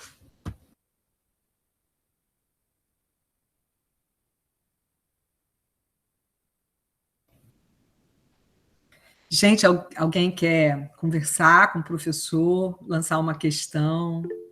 Tereza, por favor. Oi, tudo bem? Professor, você citou, eu não me lembro bem se o conceito que você utilizou foi, acho que contra-pedagogia, né? Que você citou, e eu vejo isso também, que a gente aprende muito com os nossos alunos, né? A gente aprende a ser professor com eles. E eu gostaria que você falasse um pouco mais, né, sobre a sua experiência nisso que você identifica como contra-pedagogia. E também, quando você iniciou, né, foi para trabalhar com grupos minoritários, né? Mais especificamente com algo que vai contra, né, a hegemonia, contra o ensino com aquela cultura priorizada, né, que é a cultura branca, trabalhar com algo diferente. Eu queria que você falasse, se for possível, sobre a sua experiência tentando colocar isso para a universidade, né, algo que eu acho que vai contra o que todo mundo espera, né, como foi a aceitação sobre isso, né, porque não é algo muito visto. Eu acho que agora talvez a gente comece a observar mais essas práticas, né, essa ruptura. E eu queria que você pudesse, se possível, falar um pouco sobre isso. Obrigado pela questão, Tereza. Eu vou até dar um outro exemplo em relação a práticas contrapedagógicas, que além dessa escola por vir, o lugar que talvez nós mais apoiemos é uma escola chamada Prepara-NEM, que é uma preparação para pré-vestibulares de travesti, transexuais, transvestigêneis no Rio de Janeiro, que é até aqui perto, era aqui perto. Primeiro, sempre foi na Lapa, depois passou.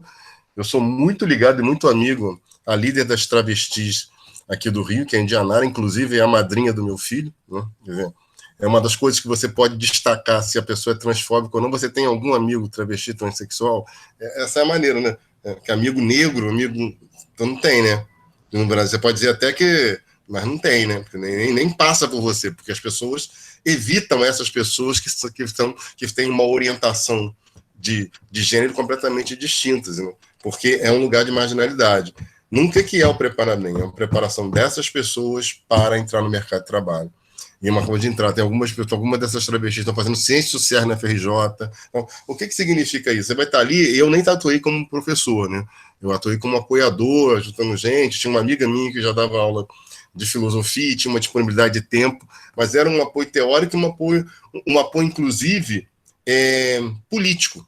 Eu cheguei a apoiar a Indianara para vereadora, para deputada, ajudei ela a criar a ideia de contra-candidatura a partir desses experimentos. É uma pessoa que me é muito próxima. A gente está afastado em função da pandemia. Quer dizer, o que significa isso, né? Como criar uma relação que não é bem horizontal, porque não é exatamente igual. Eu acho ingênuo dizer que é uma coisa. Ela é muito mais transversal do que horizontal, porque criar uma horizontalidade, ela não existe de fato.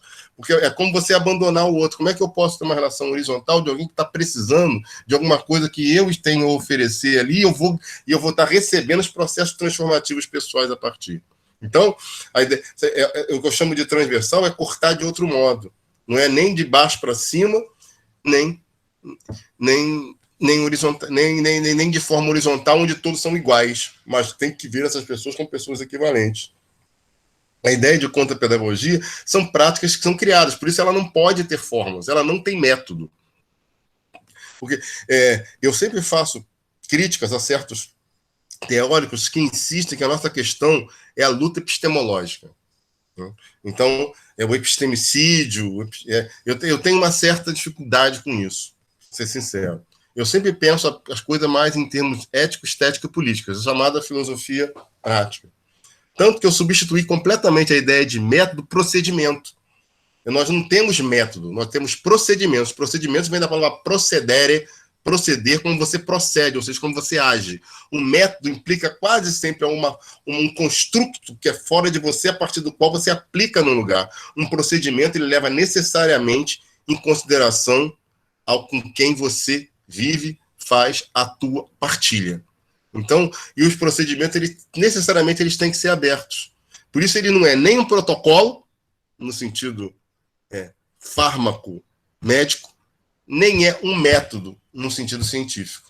Ele é a maneira como nós agimos. Então, a contrapedagogia, os práticas, porque não é a contrapedagogia, porque ela não é um saber, mas as práticas contrapedagógicas, ou seja, como elas se estabelecem numa relação de educação transformativas, elas vão obedecer esses procedimentos.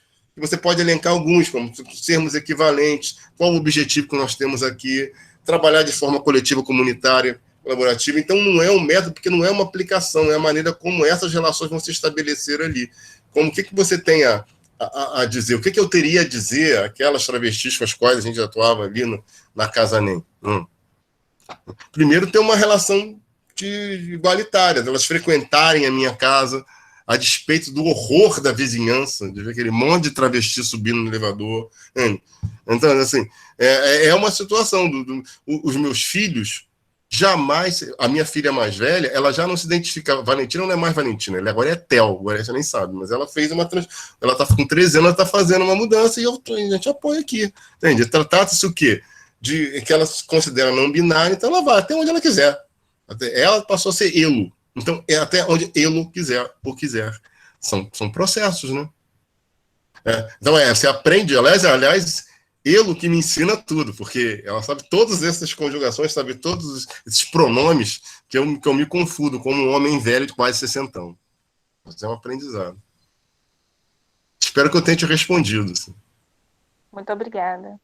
Jorge Vasconcelos me apresentou Fernando Elini, que era um contrapedagogo que trabalhava com jovens marginais, ditos autistas ou psicóticos, né, na Cour-Cheverny, lá em Laborde, contemporâneo de Guattari e Deleuze.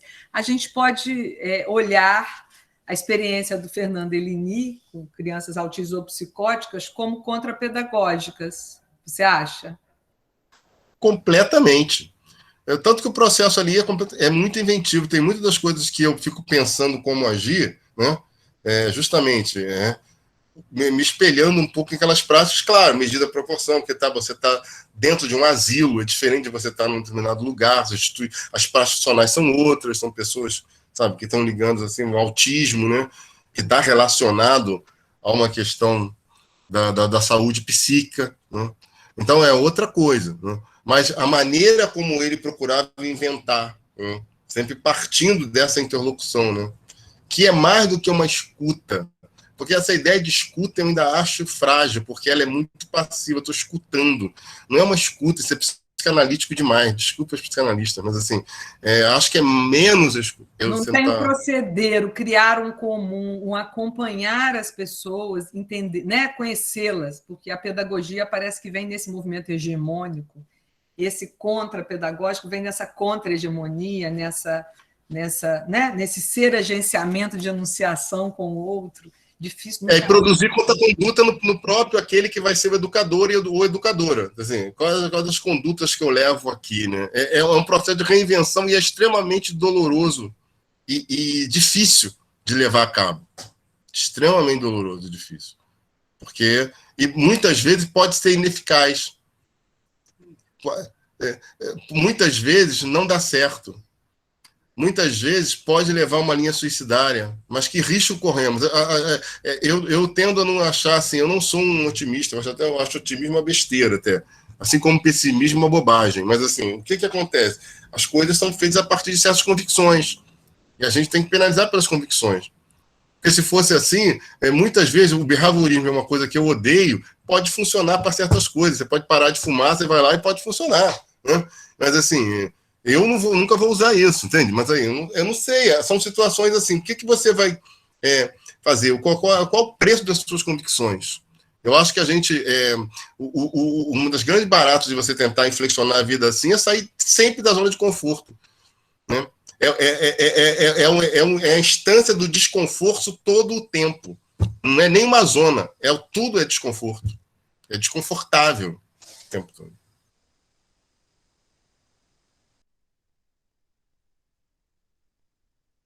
A questão da imprevisibilidade, né? É aceitar a imprevisibilidade e nesse movimento de não ter método, de ter procedimento, você não sabe onde vai dar. Tendo método, você acha que sabe, né?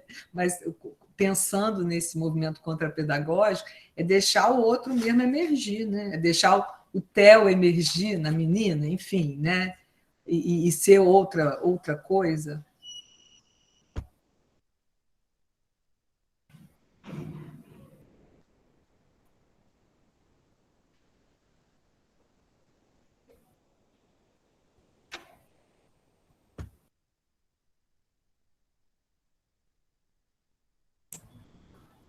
Tem uma Vocês querem falar um pouco sobre as suas pesquisas, falar um pouco também? Fiquem à vontade, porque é uma conversa, né?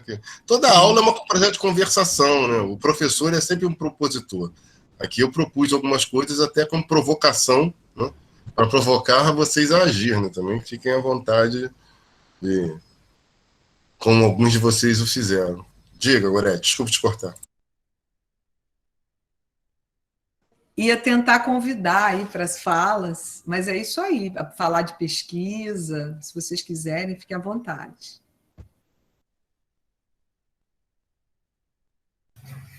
Eu tenho, já que ninguém vai falar, eu tenho mais perguntas também, enfim, para trazer. Jorge, como é que você vê essa relação também dessa produção de contrapedagogia, de referências contra-hegemônicas, antirracistas, não sei se você tem contato, né? O Casanem, felizmente, eu tive um breve contato também, eu me formei no IFIX também, Ciências Sociais, então, quando você falou, tem um carinho muito grande pelo IFIX, mas eu queria saber se você tem uma relação dessa produção contra-hegemônica na educação básica, porque atualmente eu estou em educação básica e eu vejo que é muito engessado. A gente, para se movimentar, tem que ter um jogo de cintura enfim, queria ouvir algumas experiências, talvez, não sei se outras pessoas aqui também tenham, para saber como que a gente consegue, ou o que tem sido produzido, né, de contra-hegemônico na educação básica, seja na educação popular, né, como é o caso da Casanem, ou seja no ensino público mesmo. Não sei se tem alguma experiência para compartilhar com a gente. Poxa, Yuri, essa é uma situação assim que a qual eu sempre penso, né? Eu fui professor de educação básica a maior parte da minha vida, né? Como você viu, como eu falei. Eu fui por 11 anos professor da rede pública estadual, né? Eu era professor de filosofia, dava aula. Cheguei até a participar do primeiro experimento da época do ensino médio pela rede estadual dos ginásios públicos, que era o CIEP, que foi levado para os ginásios públicos. Eu dava aula na favela da Maré. Eu dei aula no estado também no Alemão. Então você conhece os dois lugares que são extremamente conflagrados. Você sabe do que se trata da aula na Maré e no Alemão, né? Então, e eu já era, no Alemão, na época eu já era professor doutor, eu já dava aula, mas eu ia voltar lá, minha ex-mulher, então, na época, ficava louca de eu ir lá para o Alemão, o pau comendo, mas eu falei que eu queria dar aula de filosofia, todos eram pretos. Todos presos, como aquela música Haiti, né, do Gilberto Gil, né? Todos presos ou quase pretos. Situação a qual quem deu aula nesse regime, as instituições públicas elas são muito engessadas, mas ao mesmo tempo elas podem ser muito livres. O que eu percebi com a minha experiência, talvez vocês tenham outras, é que dependia enormemente da direção da escola. Se a direção da escola tivesse um viés mais progressista, acolhedor, dialógico, e com uma capacidade de mobilizar os professores, algumas coisas muito interessantes podiam acontecer nessas comunidades mais periféricas. Caso contrário, era um total assim, deixa o tempo passar. Tanto que essa é uma situação delicada, né? Porque é muito mais engessado. Nesse processo que você faz de educação popular, vestibular comunitário, que eu já atuei, são situações pontuais, a qual você vai ali como um colaborador, não tem dinheiro, não é um contrato profissional, é afeto puro, as pessoas sabem que vocês estão ali graciosamente como professor e se dedicam enormemente. Aí a relação de acolhimento, escuta, amparo, troca, diálogo, ela se torna extremamente mais fácil de acontecer. Eu acho um grande desafio. Meus filhos todos estudam escola pública. Eu não coloco escola privada. Como eu não tenho babá, não tenho empregada, essas coisas não existem. Assim, uma mulher preta deixar de cuidar do filho dela para cuidar do meu. Aqui todo mundo faz tudo. É o que eu estou dizendo, é contra a conduta. Eu não acredito nessa esquerda que tem 2 empregadas em casa. Eu não acredito nessa gente. Não acredito nessa gente. Então, assim, a minha essa é uma situação muito séria. Então, assim, é uma vida pesada, é uma vida dura, você imagina, né? Mas ao mesmo tempo é uma boa maneira de viver, porque você tem que levar isso adiante. Como fazer? Na educação, mas a gente tenta criar redes, por exemplo, na escola pública, a gente tinha uma rede de pais. E assim, fizemos altas coisas, né? Por exemplo, na pandemia, o que nós fizemos? Eu juntei um monte de pais, a gente criou uma escola comunitária, chamada Escola Comunitária Baobá, onde a criança não pode, meus filhos estavam enlouquecendo dentro de casa. Então a gente criou, e as escolas são feitas num parque, em ala ao ar livre. Aí tem um pai capoeirista, ele dá capoeira, você vai criando alternativas. Né? Vai criando alternativas, com uma professora da rede pública, a gente se cotiza uma grana para ela chegar e encaminhar um processo 3 vezes por semana. E meus filhos, meu filho do meio é do CAP-UERJ. O CAP-UERJ não voltou porque a UERJ não vai voltar. A minha filha mais nova é de um colégio municipal. Ela não vai porque ela tem um sério problema pulmonar. Ela quase morreu, meu filho, 3 anos. Então, ela não pode frequentar a aula. Então, ela tem licença. Então, a gente fica fazendo em casa. Você imagina, hoje, bicho, eu estudando para fazer, conversando com vocês aqui, coordenando e secretariando a pós-graduação, um filho em cada canto assistindo aula e a minha companheira fazendo a seleção do doutorado do nosso programa. Mas é feliz ser assim, mas não tem nenhum empregado ali cozinhando para a gente. Sabe? É duro? Mas... É moda, é contra a conduta ou não é?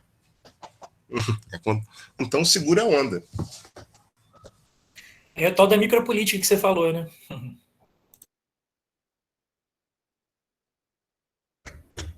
É viver a fala, né? É o procedimento da situação, né? Exatamente o que ele colocou nesse sentido da metodologia, do procedimento, né? Eu vejo também essas situações potentes da criança com autismo na sala de aula, sempre tem uma história de contrapedagogia, porque dentro daquela pedagogia engessada, a criança não fica, ela vai para a sala de recurso, né? Mas quando tem a contrapedagogia de deixar a criança andar pela escola, né, ela acaba entrando na escola, mas não entrando naquele lugar determinado, mas vivenciando situações de aprendizagem, mas muito se tem essa contrapedagogia de uma outra coisa que é inventada ali na hora.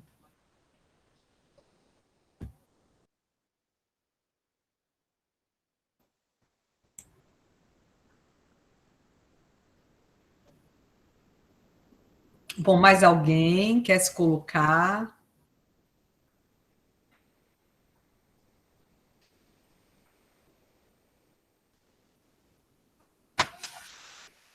Ficamos todos muito encantados, né, com a fala do professor. Muito afetados. Márcia, se moveu alguma coisa? Eu acho que é só agradecer mesmo, Gorete. Eu estou quietinha aqui, anotando tudo. Inclusive, assim, muita coisa que ele falou, acho que mexeu bem com a minha pesquisa.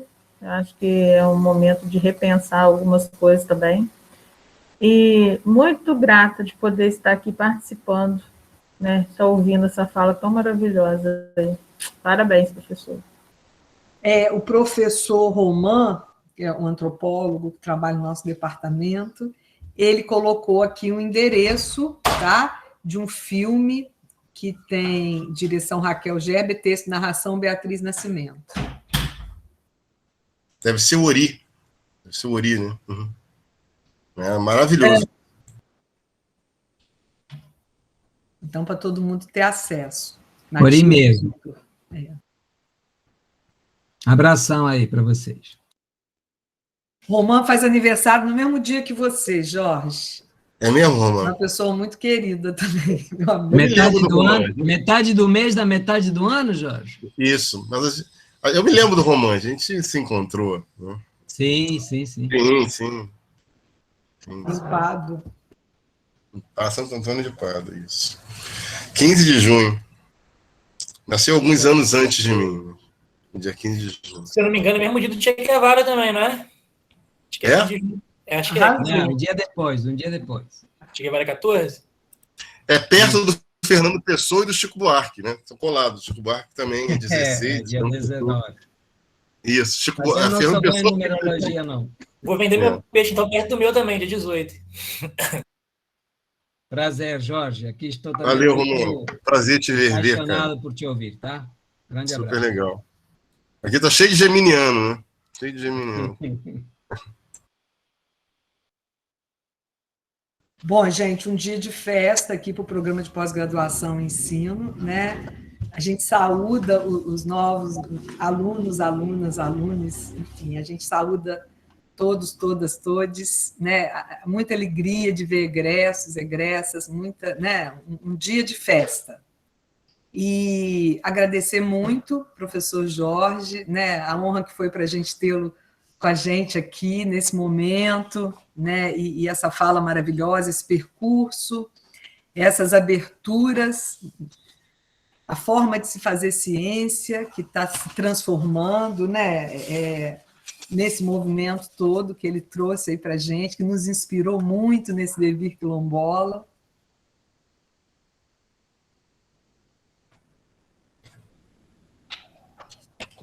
E, Jorge, só se a gente quiser depois dar uma lida no seu trabalho, onde é que a gente consegue acessar ele? Põe para a gente aí Não, em breve, eu tenho feito... como eu sou muito da oralidade, você me acha mais pelas falas que eu faço por aí.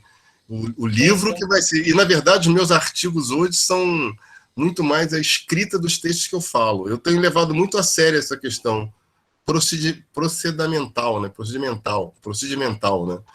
de ter como a oralidade uma forma de expressão meio viva do pensamento, pensar na alma. Aí você vai... O livro tá faltando só fazer a apresentação, porque não tem tempo, né? Toda hora aparece alguma coisa. O livro já está até pago e tal, vai sair pela Circuito, numa coleção nossa aqui. Tá difícil conseguir parar as coisas, né? Então no YouTube a gente te acha, então. Procurar no YouTube lá, Jorge Vasconcelos, acha com certeza. Show. Aí tem algumas falas em alguns lugares. Por exemplo, nos 21 dias... Todo ano tem 21 dias contra o racismo. Semana no mês de março e tal. Você lá tem um negócio que eu falei, tem sempre alguma coisa em algum lugar. Tá bom?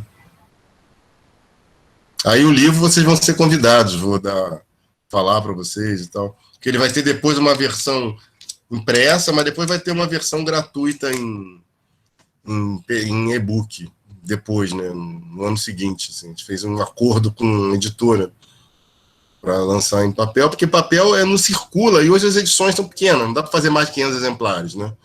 Então, vocês fazem a edição, depois de 6 meses libera o e-book, porque hoje o que circula é isso mesmo, né? Que não é um PDF, é um e-book, é um livro feito para que a diagramação fica muito mais interessante, porque tem imagem, tem uma imagem de Beatriz Nascimento, inclusive, que é um desenho feito por uma pessoa, tem um negócio bacana, tem foto. Pessoas aqui, né, se despedindo, e duas professoras trazem, que uma professora traz uma questão muito profunda, que eu acho que nos deixou a todos aqui, momento de ouvir em todas as camadas de pele. Uma honra tê-lo entre nós. E a outra professora fala da gente ouvir quando a gravação estiver disponível, porque realmente, beber da sua fala, que tanto nos inspirou, né? Tanto nos inspira. Gente, alguém quer se colocar mais? A gente está com esse movimento de 2 horas aqui, embora teve aquela confusão no início, né? E alguém mais quer se colocar? A gente vai encerrando aqui, então. Vou encerrar aqui a gravação, tá?